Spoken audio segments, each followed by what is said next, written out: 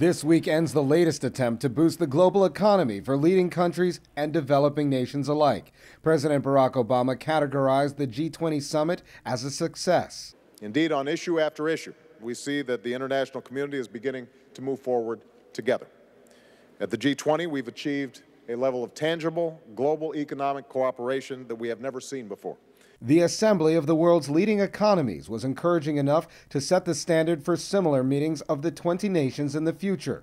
The Group of 20 is set to become the organizing group on global economic issues, in which emerging economic countries like China will have a louder voice in shaping international economic policy. The Pittsburgh Convention Center was chosen to highlight Pittsburgh's economic recovery. President Obama said the world's economic leaders found ways for global sustainable economic recovery and ways to spark the international financial system. Welcome to Pittsburgh. Some Pittsburgh natives said their city was slowly developing more jobs within the medical and technical industries. With Pittsburgh, it's more steady. It hasn't dropped off quite as badly. We need the younger generation to look around and see there's jobs out here. But the hundreds of protesters outside of the G20 demanded more aggressive job growth, restrictions on a free market economy, and the disagreement on the exclusion of smaller countries from the summit. They're trying to create a world currency, and I'm opposed to that because that's an infringement upon the sovereignty of our nation.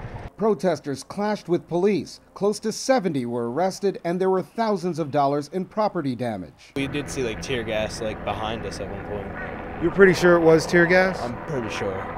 President Obama implied that protesters were misinformed. If they had been paying attention to what was taking place inside the summit itself, what they would have heard was a strong recognition from the most diverse collection of leaders in history. There were several suggestions made throughout this week that capitalism is the underlying cause of stress in the world financial market. President Obama dismissed those implications, but the subject is expected to resurface as more countries gain economic equality.